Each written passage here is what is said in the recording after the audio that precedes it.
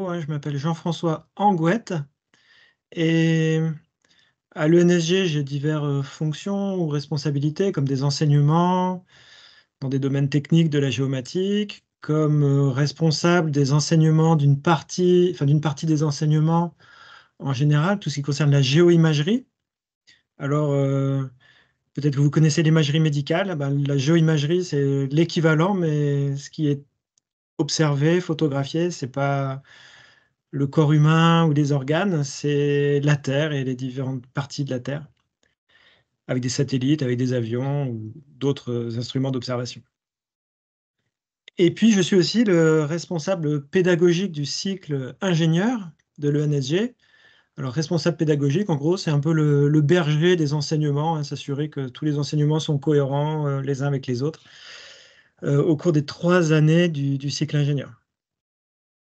Donc voilà pour une présentation rapide. Et donc, bah, je pense qu'on peut enchaîner directement dans la présentation et garder d'éventuelles questions pour la fin. Il y a une présentation qui va être faite avec un support PowerPoint d'une vingtaine de diapositives, peut-être un petit peu plus, et puis je fais un discours dessus. Donc vous aurez ma voix, et puis je vais partager mon écran pour que on puisse voir enfin, que vous puissiez effectivement voir la communication, le support. Alors, théoriquement, à présent, mon écran est partagé. Est-ce qu'il est bien partagé pour tous? Est-ce que Laurent, tu me C'est le bon, confies? je te C'est bon? confirme. OK, super. Donc, ben, on va commencer, hein, ingénieur en géomatique, en ce 20 mars 2024. Quelle est la formation? Sur quoi elle débouche? Où est-ce qu'elle se fait? C'est l'objet de cette formation. Donc, l'ingénieur est un ingénieur géomaticien, il travaille en géomatique quand il est diplômé, hein, c'est son domaine d'activité. Ah, mais qu'est-ce que c'est que la géomatique? Donc, un moyen mnémotechnique, hein, pour se rappeler le sens, c'est que c'est une des constructions du mot, c'est géo pour géographie, géo la Terre, et puis matique pour tout ce qui concerne l'informatisation, les données numériques, l'informatique. Donc, le mot géomatique, c'est un mot valise qui, en fait, s'intéresse à toute la puissance de l'informatique pour communiquer l'information géographique et puis pour l'acquérir et la diffuser. Parce que, effectivement, hein, comme vous le savez, ben, on est sur Terre, il y a des lieux, il y a des phénomènes qui s'y déroulent, il y a des objets qui s'y trouvent, hein, il y a des forêts, il y a des cours d'eau, il y a des villes qui sont construites, voilà, il y a des pays, voilà. Il se passe plein de choses à la surface de la Terre. Et ce qui est intéressant, ben, c'est de savoir ce qui se passe, pourquoi ça se passe éventuellement. Eh bien, le rôle du géomaticien, c'est d'aller faire des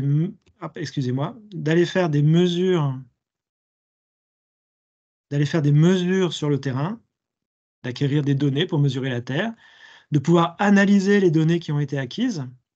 À partir de cette analyse, faire des modélisations des lieux et des phénomènes, hein. À chaque fois, c'est mesurer les lieux et les phénomènes, c'est analyser les lieux et les phénomènes, c'est modéliser sous la forme de fichiers informatiques et de services numériques, services web par exemple, les lieux et les phénomènes qui s'y déroulent. Il s'agit de les représenter sous la forme de cartes traditionnellement, mais aussi de cartes interactives aujourd'hui ou de modèles 3D aujourd'hui, etc. Et puis, ben, les lieux et les phénomènes qui s'y déroulent, il s'agit de pouvoir communiquer des informations sur, sur ces lieux, sur ces phénomènes géographiques, et donc d'informer ben, les personnes qui ont besoin d'être informées pour prendre des décisions à l'égard des lieux, soit pour les transformer, soit pour les protéger, qui ont besoin d'informations à l'égard des phénomènes, soit pour mieux les comprendre, soit pour les rendre plus éco-responsables ou moins coûteux ou plus sûrs pour la sécurité des personnes, des espèces, de la faune et de la biodiversité, entre autres. Donc voilà, le domaine de la géomatique, hein, vous avez des choses qui se passent à la surface de la Terre, il faut pouvoir les mesurer, les analyser, les modéliser, les représenter et puis communiquer les informations sur ces lieux et sur ces phénomènes. Donc l'École nationale des sciences géographiques, hein, à ne pas confondre avec l'École nationale de géologie Et donc, c'est pour ça qu'on a bien ici École nationale des sciences géographiques. École nationale des sciences géographiques, on qualifie de géomatique pour bien se rappeler de quoi il s'agit. Elle est une école opérée par l'Institut national de l'information géographique et forestière, connu sous son acronyme IGN, qui correspond au nom traditionnel Institut géographique national. Mais le nouveau nom depuis une quinzaine d'années, c'est Institut national de l'information géographique et forestière. Je pense que vous connaissez un peu tous les cartes de randonnée, ou peut-être le géoportail aussi si vous utilisez des services numériques web ou smartphone.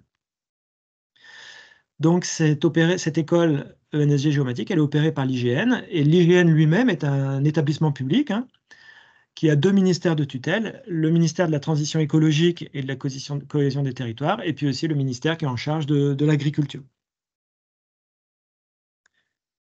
L'École nationale des sciences géographiques, elle est aussi sur un campus universitaire, et même un peu plus que ça, elle est membre fondateur de cette nouvelle université là, qui a été créée il y a quelques années, qui s'appelle l'Université Gustave Eiffel, dont le site principal est dans l'Est parisien, mais il y a des antennes un peu dans d'autres endroits à Paris et en France. Donc géographiquement, vous êtes un peu à l'est de Paris, en RER par rapport au centre de Paris, vous êtes à peu près à 30 minutes. Le campus s'appelle le campus Descartes. C'est tout près de Marne-la-Vallée, en fait. Alors cette école n'est pas qu'une école d'ingénieurs, donc en quelques chiffres ici, vous voyez un petit peu qu'il y a, par exemple, 12 cycles de formation, hein, en bac+3 jusqu'à bac+ master spécialisé. Vous avez en tout à peu près 400 étudiants qui sont en formation initiale. Une des caractéristiques remarquables, c'est qu'alors qu'on est une école scientifique, technique, eh bien, il y a un assez bon taux de parité femmes-hommes. Alors, c'est pas exactement parfait, mais quand même 40% de femmes, c'est quand même assez remarquable, quoi. Pour les ingénieurs eux-mêmes, en ce moment, si on compte les 3 promotions confondues, première année, deuxième année et troisième année qui sont actuellement dans nos locaux, ça fait à peu près 180 étudiants ingénieurs. Il y a, parmi les cycles de formation, il y a 7 masters et masters spécialisés. C'est quelques chiffres, hein, que je vous donne comme ça, enfin que nous vous donnons comme ça. Donc là, c'est spécialisé, excusez-moi. Et puis, associé à l'ENSG, qui fait partie de l'IGN, qui a aussi ses laboratoires de recherche. Donc il y a aussi dans l'ENSG, dans la même direction de l'IGN qui s'appelle ENSG avec l'école et le service de la recherche, il y a aussi 3 laboratoires avec beaucoup de ces enseignants qui viennent donner des cours, notamment dans le cycle ingénieur et notamment dans les filières de troisième année et dans les masters spécialisés. Voilà pour quelques chiffres. Le diplôme d'ingénieur, proprement dit, il est comme dans toute école d'ingénieur en 5 ans après le bac, et donc pour nous en 3 ans après les classes préparatoires.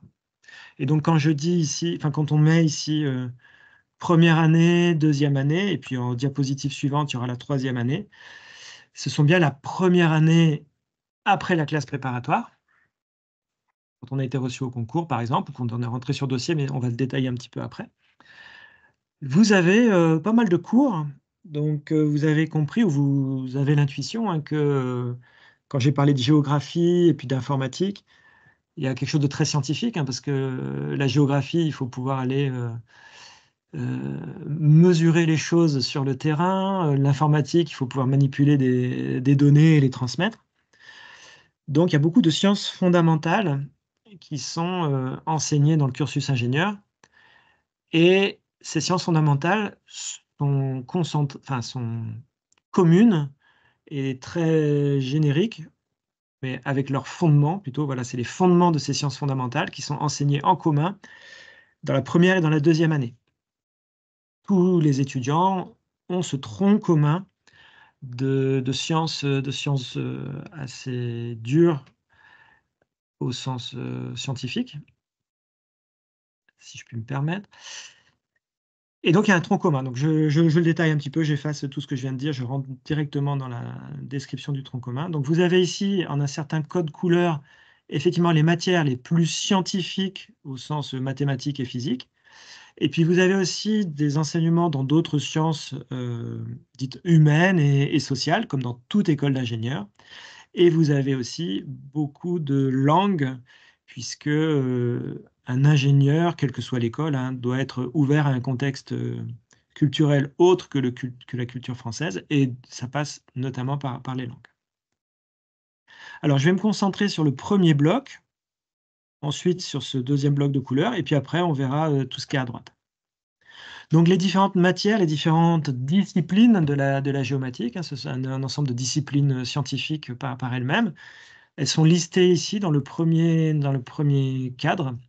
Il y a des mots qui sont peut-être un petit peu barbares, mais qui deviennent de plus en plus familiers aux étudiants qui suivent le cursus, et peut-être que vous les connaissez déjà, comme la géodésie, hein, la mesure des formes de la Terre, et la mesure des systèmes de coordonnées dans lesquels on peut exprimer ensuite les positions à la surface de la Terre, parce que vous avez entendu parler de latitude, longitude, mais il faut bien des origines pour ça, et ces origines, elles sont physiques, et la Terre, comme elle bouge un peu sur elle-même, elle est mobile sur elle-même, et ben ces référentiels-là, elles se déforment, je dirais. Donc l'origine des repères varie aussi.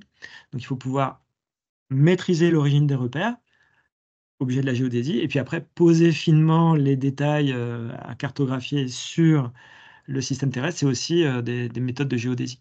La topométrie, c'est à des échelles un peu plus locales, mais c'est pareil, c'est trouver les coordonnées de points, de détails, en utilisant des tachéomètres, des stations laser, enfin, plein de méthodes, des chaînes d'arpenteurs, des méthodes de nivellement, comme on voit parfois au bord des routes, etc. La photogrammétrie, c'est l'exploitation de photos aériennes, satellitaires, prises par drone, par des méthodes automatiques pour arriver à reconstituer la forme et les positions des choses qui sont photographiées dans les systèmes de coordonnées. Donc, la photogrammétrie, c'est de la géométrie. En fait, c'est de la position, positionner les choses. La télédétection, en revanche, c'est à partir des photos qui sont prises, non pas les positionner dans l'espace, mais pouvoir identifier la nature des choses qui ont été photographiées. Ah, à tel endroit, c'est une forêt. Ah, à tel endroit, c'est un cours d'eau. Ah, à tel endroit, c'est un cours d'eau avec une nappe de pollution. Vous voyez le principe un petit peu, c'est comme la reconnaissance faciale à partir des images. Ben là, c'est la reconnaissance de ce qui se passe à la surface de la Terre à partir des photos qui sont prises. Donc ça mobilise des méthodes de traitement d'images avancées hein, par ordinateur, dont notamment des traitements d'images par intelligence artificielle, machine learning et éventuellement deep learning. Il faut aussi apprendre à manipuler les outils qui sont dédiés aux données géographiques, qui s'appellent les systèmes d'information géographique. Donc ici, vous avez SIG, c'est le nom d'une famille de logiciels qui est dédiée à la manipulation des données géolocalisées. Vous avez aussi les principes de la cartographie. Hein, avant, c'était de la cartographie à la main, maintenant c'est fait via les SIG, mais il faut quand même connaître les principes de la cartographie pour pouvoir communiquer une information visuellement efficace à l'écran et éventuellement interactive aussi, hein, de plus en plus, quand on zoome à l'écran du smartphone ou à l'écran de l'ordinateur, pour avoir les informations nécessaires, des expériences interactives qui permettent à l'utilisateur de vite récupérer l'information dont il a besoin et de bien la comprendre. Et l'analyse spatiale, là, c'est une discipline, elle aussi très, très complexe et très mathématique, parce qu'il s'agit de croiser différentes données, hein, des données sur les positions des choses, des données sur des images qui viennent se superposer, et puis d'autres bases de données. Il s'agit de croiser tout ça pour construire une information élaborée, enrichie, juste en croisant des données éparses pour arriver à reconstituer des sens sur ce qui se passe sur des phénomènes, comment est-ce qu'ils sont en train d'évoluer. Si j'ai les routes et les voies ferrées, finalement, je croise les routes et je croise des voies ferrées pour trouver les passages à niveau, par exemple. et je vérifie dans ma base de données que j'ai bien les passages à niveau qui correspondent au croisement, de ce que j'ai stocké par ailleurs en termes de route et par ailleurs en termes de voies ferrées. Vous avez aussi les bases de l'informatique, donc le deuxième bloc, hein, et les bases de l'informatique, c'est, l'algorithmie en général, hein, comment arriver à modéliser des opérations sur les données, les programmer avec des programmations efficaces dans des langages, Python notamment, hein. L'informatique, c'est aussi la communication de l'information via le réseau, donc programmation web, c'est aussi ce qu'on apprend aux étudiants. Et puis, l'informatique, c'est que nos données, qu'on acquiert ou qu'on doit transmettre, c'est des données qui sont, structurées, donc structurées dans des bases de données. Et donc, les principes et les outils et la logique des bases de données et des bases de données spatiales est enseignée en informatique. Et puis, vous avez, beaucoup de mathématiques, en 3D, j'ai encore raté ma vous avez beaucoup de mathématiques en 3D, en statistique, en analyse fonctionnelle et puis la physique, la physique du globe, la physique des rayonnements électromagnétiques à travers l'atmosphère, entre ce qui se passe dans les satellites d'observation de la Terre ou de positionnement GPS et puis ce qui se passe au sol, il y a l'atmosphère qui s'interpose, donc il faut pouvoir, comprendre comment les signaux échangés entre les antennes des uns et les antennes des autres et les émetteurs des uns et les émetteurs des autres, comment ces signaux sont transformés. Ensuite, comme dans toute école d'ingénieur, vous avez, tout ce qui concerne la communication, la gestion de projet, du droit, notamment du droit sur les données et du droit, sur, les données personnelles. Des cours d'économie, des cours d'éthique, notamment orientés, transition écologique, des cours de géographie aussi et puis pas mal de langues, hein. L'anglais est obligatoire, il faut un niveau, attesté, B2 via le TOEIC pour nous, pour avoir le diplôme, ingénieur.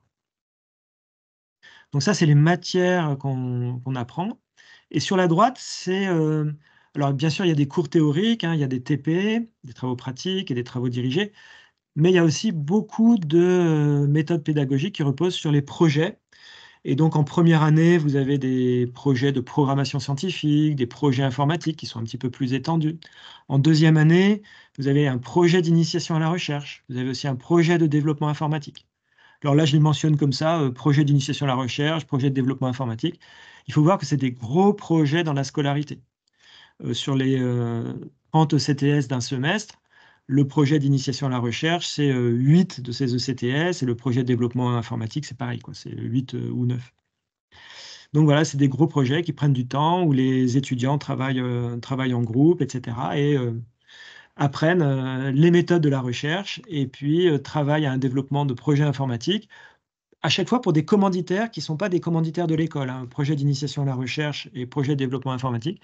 Vous avez des chercheurs extérieurs à l'école et puis vous avez des entreprises extérieures à l'école qui proposent des projets d'initiation à la recherche pour les chercheurs et des projets de développement informatique pour les entreprises.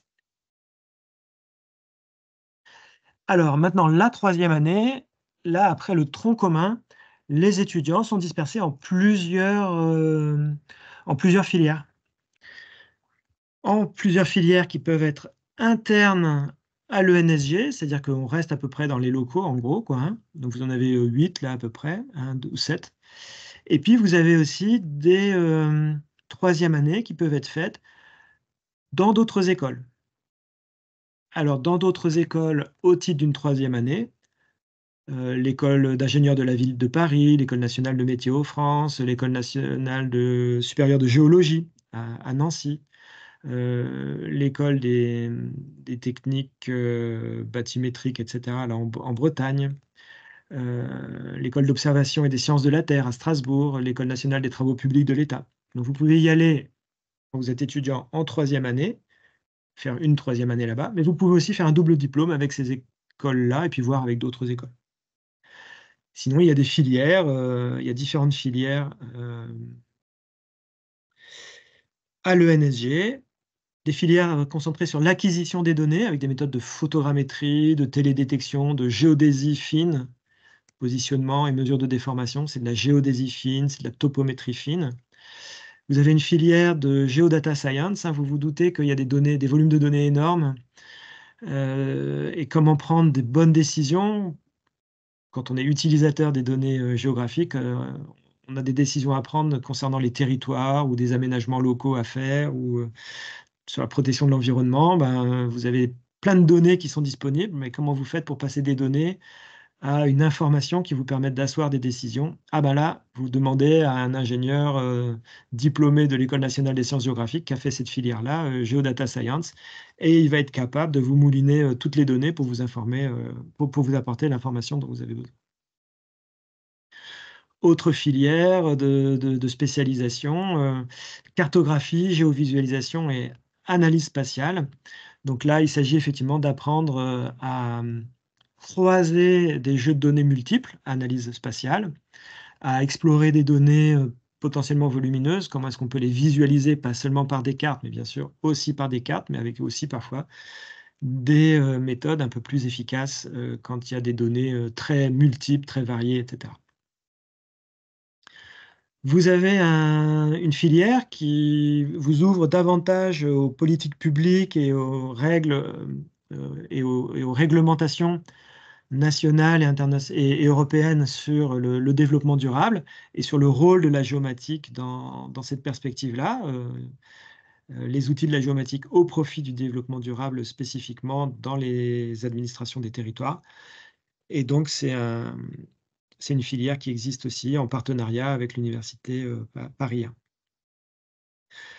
Vous avez aussi une filière qui comporte beaucoup d'analyse spatiale et qui la combine à la télédétection. Donc la télédétection, c'est analyser les photos satellitaires pour savoir ce qui se passe, quelles sont les choses qui existent dans ce qu'on a photographié, et puis qui utilise, ah bah dans cette image, il y a tel phénomène, tel autre, et puis qui les croise avec d'autres sources de données pour apporter une information géographique élaborée.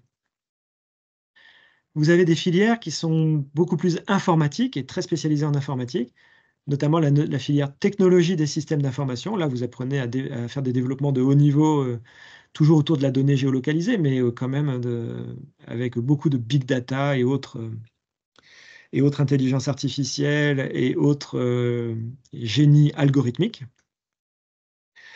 Et vous avez aussi une filière sur les volumes de données énormes, surtout dans les domaines de comment on appelle ça?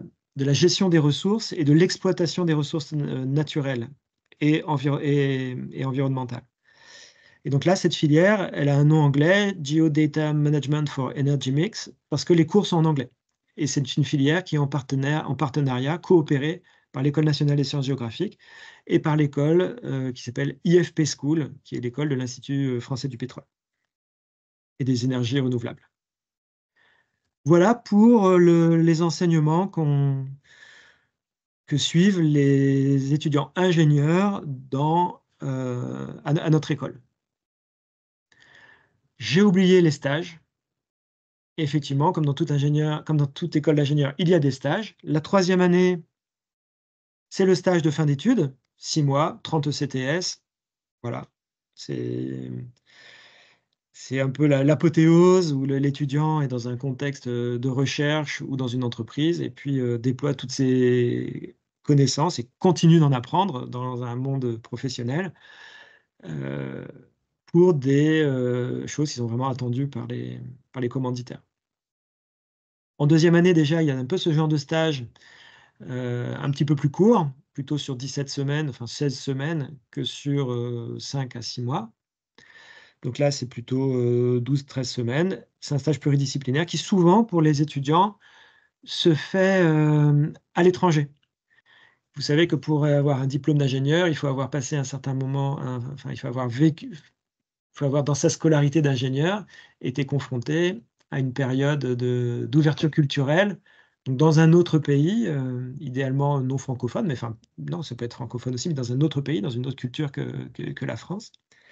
Et donc ça se fait soit par des périodes de stage en l'occurrence, le stage pluridisciplinaire est la période privilégiée par les étudiants de l'ENSG, mais ça peut se faire aussi par des mobilités de type Erasmus pour aller passer un semestre, par exemple, dans une université en Norvège, en Espagne, en Slovénie, etc. Et puis la première année, vous avez aussi un stage. Alors la particularité du stage de première année à l'École nationale des sciences géographiques, c'est que c'est pas un stage ouvrier comme dans beaucoup d'écoles d'ingénieurs où l'étudiant trouve un stage et va passer, va faire l'ouvrier pendant quelques semaines ou quelques mois dans la boîte. Là, les étudiants restent à l'ENSG, non pas sur le campus de Marne-la-Vallée, mais une sorte de transhumance où les étudiants vont dans les Alpes de Haute-Provence, dans l'antenne de l'École nationale des sciences géographiques qui se trouve dans la sous-préfecture de Fort-Calquier. C'est pas très loin de Manosque. Et donc là, vous avez un stage de quelques semaines où les étudiants continuent d'apprendre très en pratique les méthodes de photogrammétrie, de télédétection, de topométrie, de géodésie. Et à la fin de cette période, pendant 3 semaines, ils ont aussi un projet au service souvent de commanditaires locaux. Et donc, ils sont aussi immergés dans des attentes tout à fait professionnelles dès cette première année, avec un certain niveau d'expertise déjà, on peut le dire.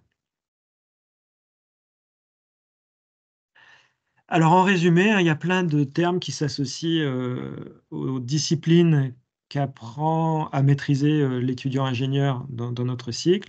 Machine learning, oui, enfin, c'est le même, il aurait pu être un peu plus gros, mais enfin voilà. Là, vous avez un nuage de mots avec plein de termes que j'ai même pas utilisés forcément dans la présentation, tellement il y en a. Programmation web, HTML, algorithmie ici, spatial, c'est synonyme de géolocalisé, data, les données géolocalisées, télédétection, j'en ai pas mal parlé, informatique, coordonnées, oui, les coordonnées géographiques, etc., etc. Voilà, il y a énormément de disciplines qui sont toutes très scientifiques, très techniques et qui demandent beaucoup de rigueur, toutes. Alors là, je passe un peu moins, au contenu des enseignements que aux possibilités d'accéder dans cette formation. Donc, plutôt que de parler, vous avez telle ou telle possibilité, là, vous avez un peu des statistiques sur, la promotion, de l'année dernière, sur le recrutement avec les filières, là, les différentes filières. Alors CMT, c'est un concours, commun mines télécom. CMT et les étudiants des divers, spécialités de prépa, maths physique ingénieur et cetera, s'inscrivent au concours et peuvent réussir, les épreuves et puis, certains, vous voyez, l'année dernière, il y en avait eu 7 qui étaient, rentrés dans la filière dans la filière fonctionnaire et 12 dans la filière civile. Alors je vais détailler un petit peu après ce que c'est que fonctionnaire et civil, mais vous voyez ici les différentes modalités d'entrée dans le cycle de formation. Il y a aussi des concours sur la banque, BL pour les personnes qui font des prépas, genre, ENS, économie, et sciences. Il est possible de rentrer, dans notre école aussi. Il y a des concours internes, il y a des formations, il y a des accès par e-candidat, il y a aussi des personnes qui rentrent sur entretien. Donc il y a plusieurs, modalités. On peut même redoubler, mais vous voyez, il n'y en a pas beaucoup. Il y en avait un, sur une promo d'une soixantaine de personnes il y a quelque temps. Alors je dis qu'ici, on peut rentrer en tant que fonctionnaire ou en tant que civil, heu, parce qu'effectivement, une certaine partie des étudiants sont destinés à entrer dans le corps des ingénieurs des travaux géographiques et cartographiques de l'État, qui sont en place, quand ils ont leur diplôme, heu, à l'Institut géographique national, enfin à l'Institut national de l'information géographique à l'IGN. Donc, la particularité de notre école, c'est de former à la fois des personnes qui vont travailler dans le domaine, qui n'est pas forcément le domaine du service public, qui est ici qualifié de civil, et puis des étudiants qui vont être destinés à la fonction publique.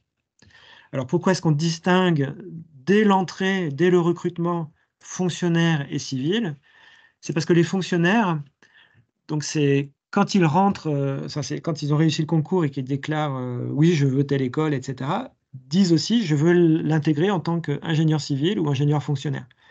S'ils l'intègrent en ingénieur fonctionnaire, ils savent qu'à l'issue de, alors peut-être parce qu'ils ont le sens du service public, hein, voilà, je pense que pour beaucoup c'est le cas. À l'issue de leur, scolarité, ils devront 8 ans, à la fonction publique et puis après ils pourront être libérés. Et pendant leur scolarité, ils sont aussi, ils reçoivent une rémunération. Parce qu'ils, ben, ils travaillent, ils sont stagiaires, enfin, ils sont fonctionnaires stagiaires pendant une certaine partie de leur scolarité et ils reçoivent une rémunération. Les étudiants civils, eux, ne sont pas, rémunérés, bien sûr, quoi. Donc voilà un petit peu pour des statistiques sur les recrutements, l'année dernière. Pour, cette année, vous voyez, ça change pas énormément, hein. Il y a un petit peu plus de personnes, mais voilà. Vous avez, aussi, comme c'est enregistré, vous pourrez peut-être un peu regarder, un petit peu plus précisément ces tableaux-là s'ils vous intéressent vraiment, mais ça souligne quand même la, la variété des recrutements. Je passe. Alors, quelques usages de l'information géographique, pas quelques usages des étudiants qu'on a formés. Les diplômés de notre ingénieur de notre école sont des ingénieurs qui ont des champs d'application qui sont très, très larges. Donc, bien sûr, peut-être que quand je vous ai dit, la géomatique, c'est le croisement entre la géographie et l'informatique, vous vous êtes dit: «Ah bah oui, bah, c'est ce qu'on a dans les smartphones, par exemple, pour se positionner, soit pour trouver des établissements qui nous intéressent quand on est quelque part, soit, pour, avoir des cartographies, même si c'est sur des espaces aussi minimes que l'espace d'un écran de smartphone, qui n'a rien à voir avec les cartes qu'on dépliait il y a quelque temps et qui sont encore très pratiques aujourd'hui. Mais effectivement, la géolocalisation, les applications mobiles, c'est des domaines d'activité pour l'ingénieur, diplômé de l'École nationale des sciences géographiques, pour l'ingénieur en géomatique. L'ingénieur en géomatique, il va croiser aussi des données, hein, je vous le disais tout à l'heure, analyse spatiale. Ah oui, le relief. Ah, comment est-ce qu'on mesure le relief? Ah bah oui, bah, grâce à la géodésie, on a des éléments qui nous permettent de décrire précisément les formes de la Terre. OK, d'accord. Et puis on l'enregistre dans des données, donc on a des données qui représentent le relief. Ah bah oui, mais on peut aussi avoir des données qui représentent des précipitations ou des vents dominants ou simuler des choses. Ah bah, eh ben, typiquement, on peut par exemple aider à la prévention des avalanches.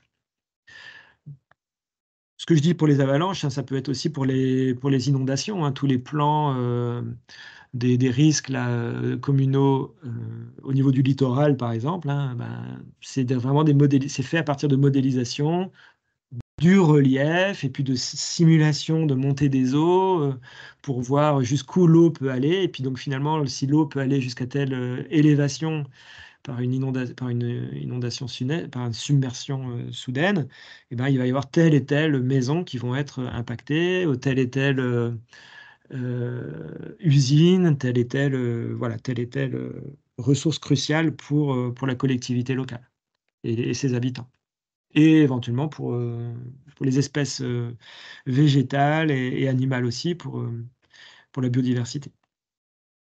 Donc là, je viens de décrire en quelques mots ce qui vaut pour la prévention des risques, mais c'est pareil pour tout ce qui se passe dans l'environnement. Les satellites d'observation de la Terre, enregistrent énormément de données sur ce qui se passe, sur la fonte des glaces, sur, les déplacements de pollution, sur, les, déplacements des véhicules, sur, je parle des satellites, mais c'est pas les seuls moyens d'acquérir cette information-là non plus, hein. Quand on est géomaticien, on en connaît plein d'autres. Et puis, bah, quand on croise toutes ces informations-là, on voit un peu à quel point l'environnement est fragile, on voit là où il faut agir en priorité pour essayer de mettre les bonnes barrières ou de minimiser les impacts et cetera. Et puis, bah, là, les aménagements aussi, où placer des digues, est-ce qu'on va vraiment construire, une autoroute à cet endroit-là? L'aménagement urbain également. Voilà, tout ça, c'est des domaines qui ont besoin de données géolocalisées, mais il y en a énormément d'autres en fait, hein. En urbanisme, hein, par exemple, comment est-ce qu'on peut aménager au mieux les villes pour optimiser les trajets, pour diminuer les risques de pollution, pour que les gens se sentent bien, qu'il y ait quand même un peu de poumon vert à l'intérieur de la ville, etc. Vous avez aussi tout ce qui concerne la conservation du patrimoine, à la numérisation des bâtiments à des échelles très très fines, euh, des abbayes, des abbayes, des églises, etc. Donc en fait, voilà, en fait, les données géolocalisées, hein, et les ingénieurs géomaticiens de l'École nationale des sciences géographiques, ce sont des spécialistes de la donnée géolocalisée. En fait, c'est vraiment nécessaire à de nombreux domaines et à de nombreux secteurs d'activité, hein. On en a cité quelques-uns. En fait, c'est utile pour toutes les sciences humaines et sociales, l'histoire, la géographie humaine, la sociologie, la linguistique aussi, trouver des aires de répartition des langues, l'ethnographie. Tout ça, en sciences humaines et sociales, ça a besoin de données géolocalisées. Mais aussi, bien sûr, par essence, toutes les sciences de la Terre et de l'environnement, quoi. La géographie physique, la géologie, la pédologie, la météorologie, la climatologie, l'océanographie, la botanique, la zoologie, l'écologie, l'hydrologie, l'astronomie, la sismologie, tout ça ont besoin de données géolocalisées. Et comme ces sciences en ont besoin, bah, il y a aussi toutes les applications de ces sciences. Les applications technologiques, les applications industrielles, les applications économiques, les applications administratives au sens de la gestion publique ou de la gestion privée de certains sites, au sens de la gestion des territoires aussi, mais des terrains des territoires. Et puis toutes les applications aussi de ces sciences de la Terre, les applications stratégiques, notamment au sens des politiques publiques. Je le souligne un petit peu, politique publique dans l'environnement, politique publique au service de toute l'activité du territoire, de la défense nationale. Je le souligne parce qu'effectivement, l'École nationale des sciences géographiques fait partie de l'IGN et l'IGN est un établissement public au service du public, justement. Alors, là, on avait parlé de d'où viennent les étudiants, et vous voyez qu'ils avaient garçons, filles, et puis différents profils de classes préparatoires scientifiques peuvent rentrer dans notre établissement. Une fois qu'ils sont diplômés, quelle est leur insertion professionnelle? Eh bien, voilà quelques chiffres à nouveau, hein. Il y a vraiment tout le monde trouve du travail en ingénieur dans les sciences de l'information géographique, en géomatique. Ça, c'est les statistiques à 18 mois. Ça, c'est les statistiques à 6 mois de l'obtention du diplôme. Il y en a 90% qui trouvent un travail. Ah, pourquoi? Pourquoi c'est pas 100% dès 6 mois? En fait, pas mal d'étudiants aiment bien faire une coupure entre leur diplôme et puis leur plongée dans le monde professionnel et vont faire du woofing pour certains, des activités qui les passionnent pour d'autres en sport ou en art, etc. Et donc 63% trouvent un travail avant de quitter l'ENSG, hein, au cours notamment de leur stage de fin d'études, là, le fameux stage de troisième année. Les secteurs d'application, j'en ai cité certains, c'est varié. Il y a des statistiques, là, les statistiques, je ne veux pas dire grand-chose, en fait, hein. Beaucoup d'informatique, des sociétés de conseil en informatique, mais en aménagement et en environnement aussi. Dans les télécommunications, il y a pas mal d'étudiants qui y vont aussi, puisque ben, qui dit télécommunication dit réseau, et les réseaux, ben, il faut les implanter. Et où est-ce qu'on les implémente au mieux? Ben, on fait des simulations avec la géographie, avec les populations, avec les ressources utiles, avec les ensoleillements quand on veut mettre des panneaux solaires, etc. Donc les réseaux de télécommunications, mais les réseaux d'énergie aussi, c'est pareil. Donc tout ce qui est réseau d'électricité, de gaz, de vapeur, d'air conditionné, ben, il y a des étudiants qui trouvent des postes dans ces activités-là. Les assurances aussi, hein, de plus en plus, activité immobilière aussi, tiens, ben, pour euh, les agences immobilières, ouais, voilà, c'est ça, bah, pour avoir des cartographies efficaces, pour aider à croiser plein d'exigences que peuvent avoir un acheteur ou un vendeur, enfin, ou ouais, un acheteur, par exemple, ou quelqu'un qui veut louer un appartement, en fonction des quartiers, des expositions, des distances à tel ou tel bouche de métro, à tel ou tel commerce, à telle ou telle activité culturelle, etc. Il faut pouvoir croiser plein de choses. Donc tout ça, c'est aussi des activités de nos étudiants. Puis les assurances, bien sûr, hein, avec les risques, là, c'est des choses. Alors, beaucoup des étudiants continuent en doctorat ou font de la recherche. pareil, autres qu'en doctorat, et puis font de l'enseignement. Pas mal travaillent dans les collectivités territoriales, certains aussi dans la fonction publique hospitalière, et puis toutes sortes d'activités scientifiques et techniques. Voilà. Les employeurs, alors là, il y a des grands noms qui sont donnés, mais il y a toutes sortes d'emplois, hein. Il y a des grandes entreprises, il y a des moyennes entreprises, il y a des entreprises privées, il y a des entreprises publiques. Il y a des startups éventuellement qui peuvent employer aussi des ingénieurs. Ça dépend un peu des goûts des ingénieurs. Mais vous voyez, avec ces grands noms-là d'entreprises, je ne sais pas si vous connaissez, enfin, vous avez entendu parler, j'imagine, de Schlumberger, de Vinci, de Thales, de Total, bien sûr, de la RATP, le CNRS pour la recherche, Airbus. Après, il y a des sociétés qui sont un peu plus spécialisées dans les domaines de la géomatique, dans certains sous-domaines de la géomatique, mais bon, voilà. IGN, bien sûr. Ah, excusez-moi, ça a sauté. Donc, voilà, il y a plein de... Pour les embauches, il y a l'emploi assuré et dans toutes sortes chez toutes sortes d'employeurs. Alors là, il y a quelques noms, là, je ne sais pas ce que ça veut dire, mais voilà, nos étudiants peuvent être doctorants, peuvent être fonctionnaires, peuvent être consultants, peuvent être conseillers en géomatique, peuvent être ingénieurs dans le domaine géospatial, donc l'utilisation des données satellitaires notamment, peuvent faire du développement informatique, peuvent faire énormément de choses en fait. La liste, elle est infinie, on n'a pu en mettre que quelques-uns ici. Alors voilà, j'en arrive à la fin de la présentation. Alors les 2 personnes que vous pouvez contacter si vous avez des questions plus tard, c'est, moi-même. Donc là, on voit Jean-François Angoët, c'est moi. C'est moi qui vous parlais. Donc il y a le courriel qui est indiqué ici. Et puis vous avez Jocelyne Marc aussi, qui devait animer avec moi, mais qui a été retenue sur d'autres engagements un peu qui l'ont mobilisée de manière un peu soudaine. Et donc voilà, vous pouvez aussi la contacter. Vous avez bien sûr aussi le site internet www.ensg.eu. Et puis vous avez des réseaux sur lesquels vous pouvez nous rejoindre. Et à présent, je pense que ben, c'est un peu le moment où, sur la base de ce que je vous ai dit ou de ce que je n'ai pas dit et de ce que je n'ai pas abordé, vous allez avoir des questions. Est-ce que je passe d'abord la parole à Laurent si j'ai oublié quelque chose et si tu veux faire une petite transition? Ah, ton micro est coupé, Laurent, ou on t'entend plus? Enfin, moi, je n'entends pas. Je ne sais pas si les autres m'entendent, mais...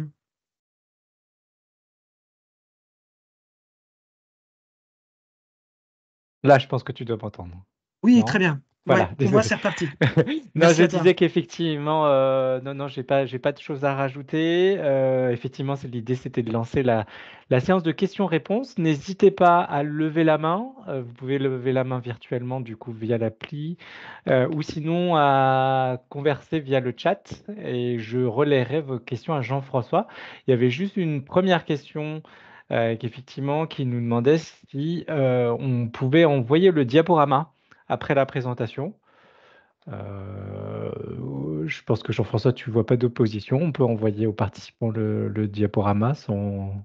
Oui, non, non, oui, oui, oui, oui, on peut Hmm. de toute façon, il sera revisible via la vidéo, mais c'est vrai que c'est peut-être Oui, plus simple quand même d'avoir le diaporama.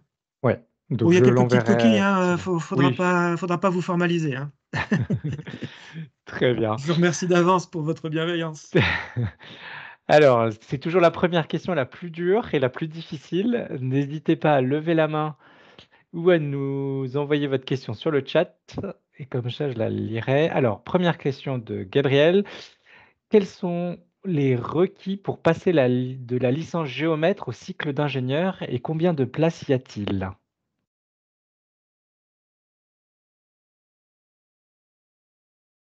Alors, donc la licence géomètre, donc c'est un cycle qui vient d'arriver en 3 ans. Les places dépendent non pas simplement de la licence géomètre, mais du nombre d'étudiants global qui vont être admis, et aussi des autres étudiants qui pourraient être admis sur dossier.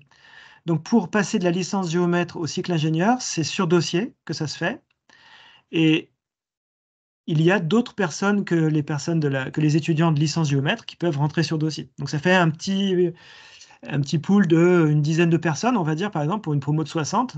C'est des ordres de grandeur, mais qui peuvent varier d'une année sur l'autre, mais l'ordre de grandeur est à peu près de ça. 10-12 personnes qui peuvent rentrer sur dossier.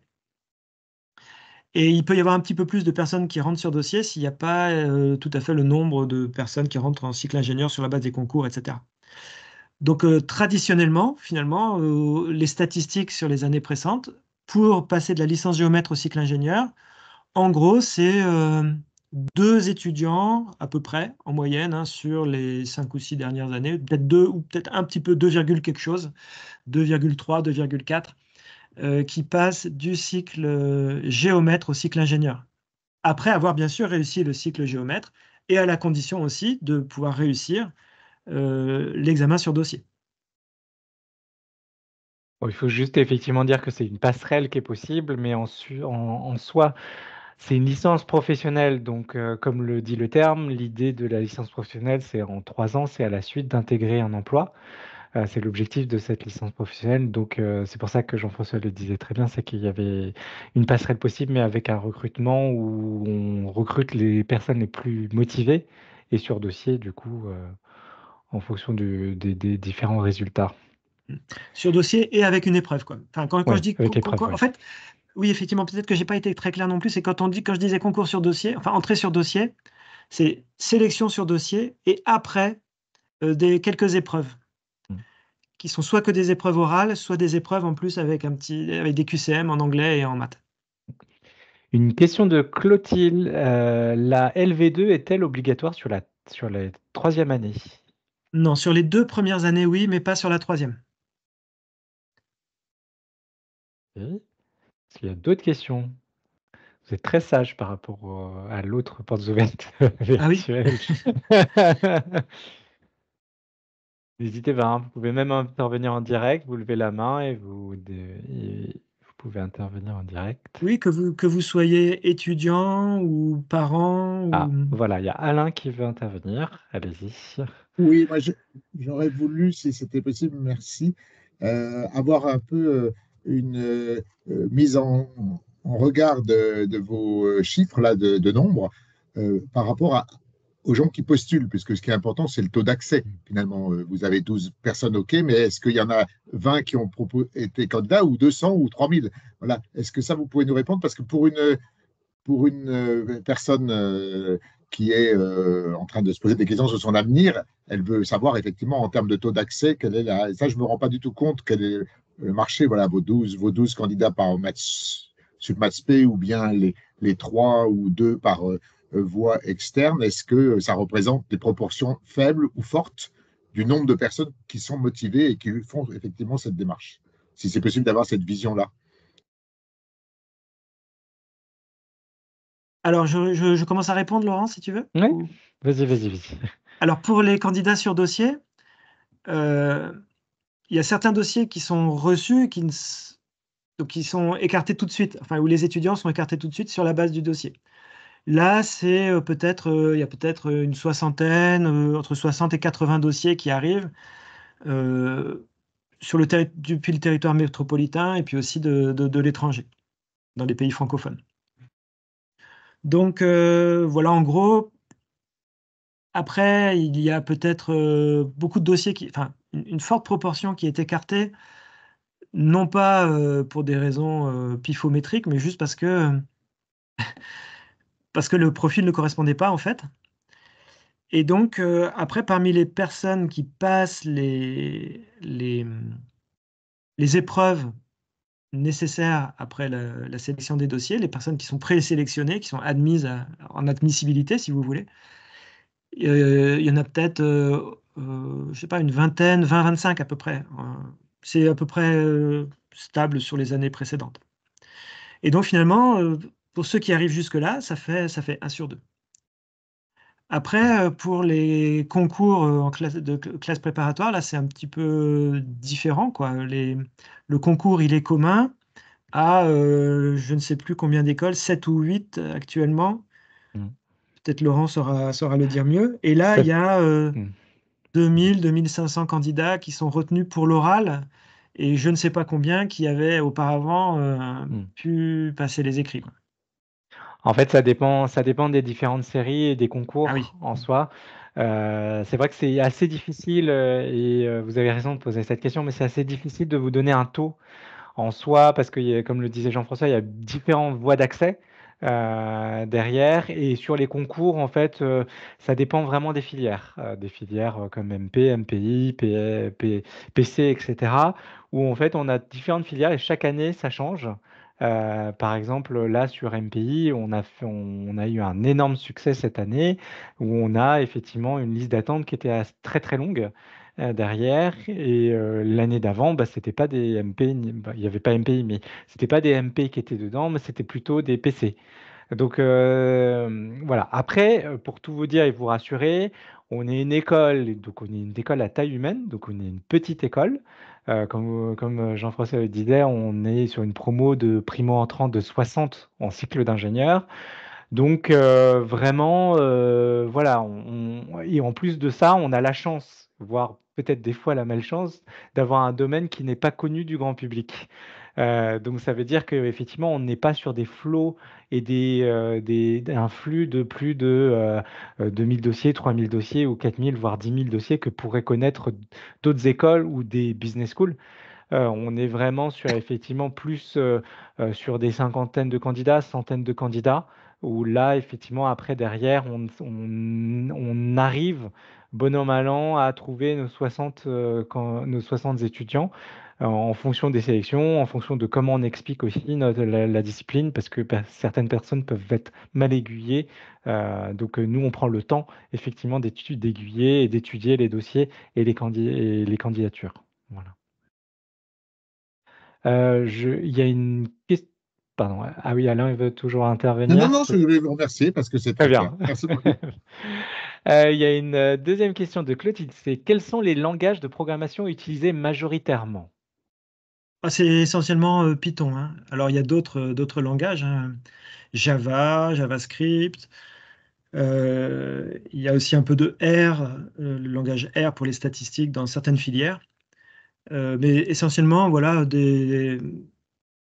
les cours d'informatique sont des cours de Python pour les langages de programmation. Et dans les TP, pour les domaines techniques d'analyse spatiale, de photogrammétrie, de géodésie, les TP sont en Python aussi.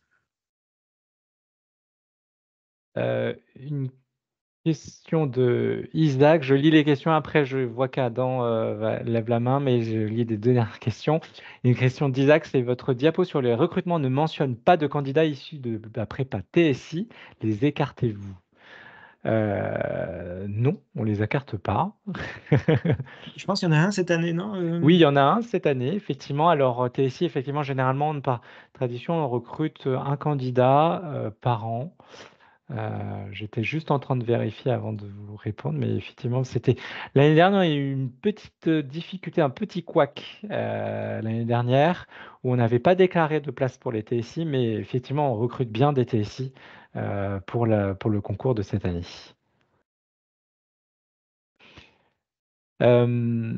Alors, oula, il y a des questions qui s'enchaînent. Une question d'Aline, c'est bonjour, quelle spécialité conseillez-vous de choisir pour le bac? Alors, vous avez compris que les enseignements sont très, très techniques et assez scientifiques. Donc, moi, je vous conseille naturellement les mathématiques, la physique, des domaines assez rigoureux enfin, ouais, assez rigoureux et puis assez matheux quand même. Ouais. Hmm. Très science en fait. Oui, effectivement, vous avez sciences, physique. Voilà. Après, il y a aussi un peu d'informatique, je crois, de mémoire, mais c'est vrai que la réforme du bac met toujours en fait, vous avez quand même des renforcements en mathématiques qui est essentiel.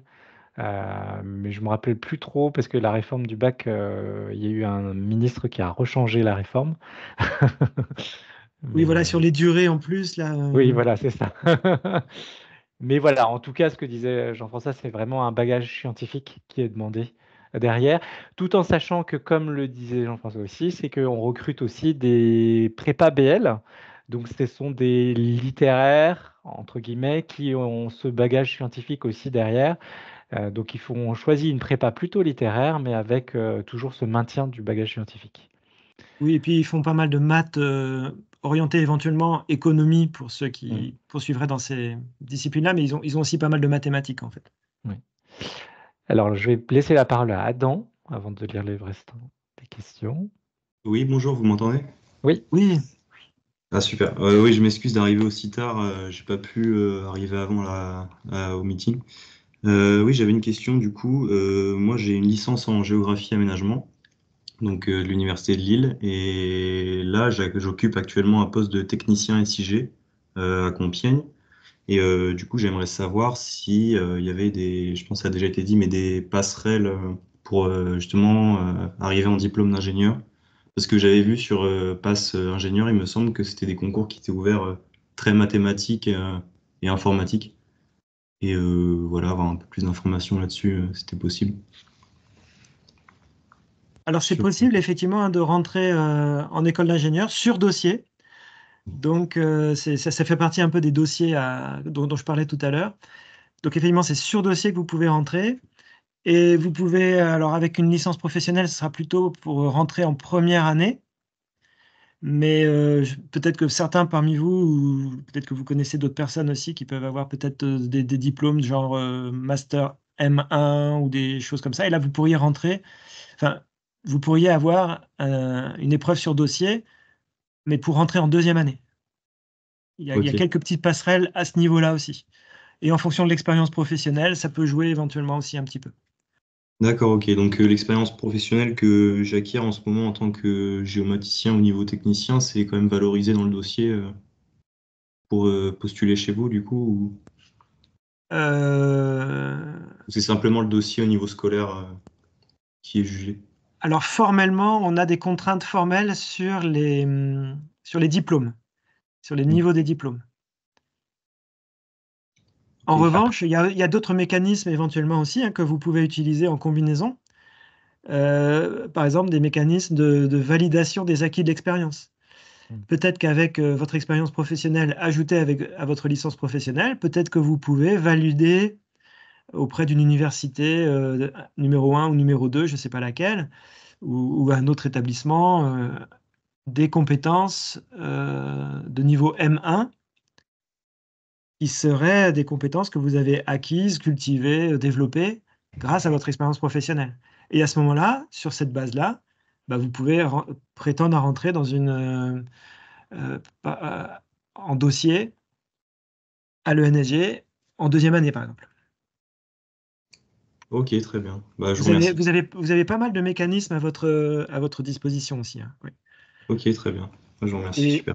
et effectivement, les périodes professionnelles hein, sont très formatrices, surtout dans notre époque actuelle où il faut toujours être super agile en fonction des outils, des nouveaux outils qui se développent, des demandes des utilisateurs, des besoins de la boîte, etc. Donc, cette agilité-là que vous gagnez, effectivement, moi, je pense que c'est une bonne idée de chercher à la valoriser ensuite par un diplôme, éventuellement aussi de revenir dans une école, hein.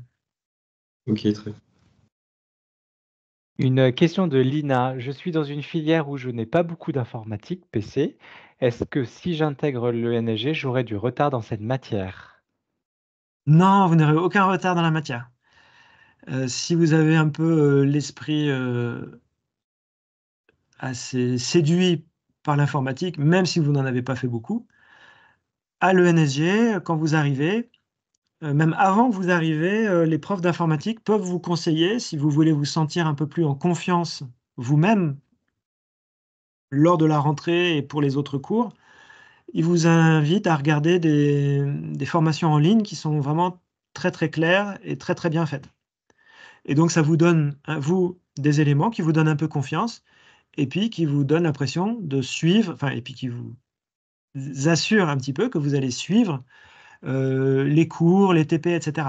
Mais de toute façon, les premières semaines de scolarité, vous avez des cours d'informatique qui repartent un petit peu à zéro, avec peut-être éventuellement des groupes de niveau, mais vous avez ça. Ce que vous avez aussi, c'est des accompagnements éventuellement en dehors des horaires de cours prévus pour des soutiens en informatique au début. Donc, c'est pas grave si vous n'avez pas beaucoup d'informatique, vous n'aurez pas de retard. Et ne vous mettez pas dans un état d'esprit où oh mince, je ne sais pas des choses et je vais avoir du retard. Vous allez être accompagné dans la montée en compétences qui vous permet de suivre les enseignements sans souci. Une question de... Pardon. Oui, excuse-moi, mais c'est le cas de pas mal d'étudiants qui ont fait la filière BL, justement. Ils sont bons en maths, ils sont bons en raisonnement, ils sont calés en anglais, etc. Et donc, ils peuvent avoir des inquiétudes ou pas. Et puis, ils peuvent être déstabilisés ou pas en début de scolarité. Et puis, finalement, ils s'aperçoivent qu'ils peuvent monter en compétences.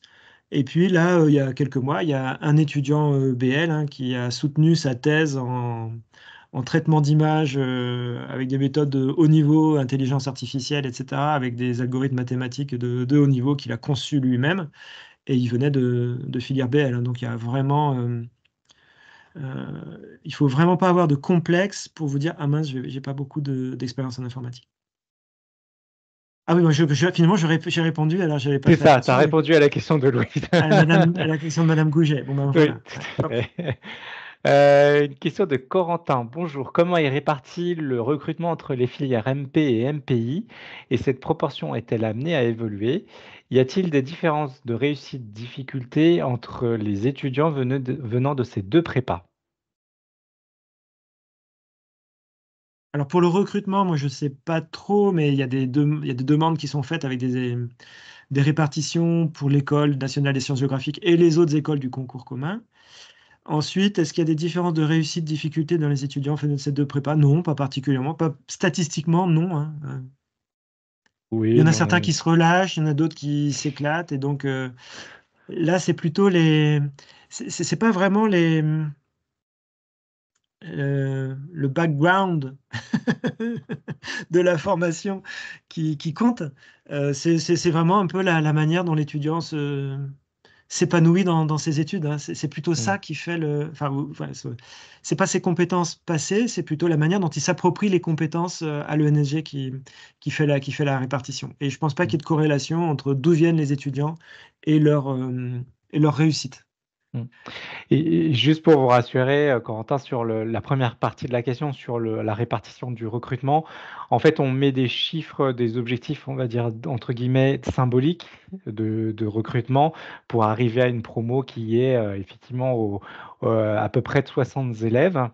Et en soi, en fonction des différents appels, notamment sur le concours Mintelecom pour la filière MP et MPI, on arrive tout à fait à faire un vase communicant entre le nombre de places qu'on fixe au tout départ entre les MP et les MPI.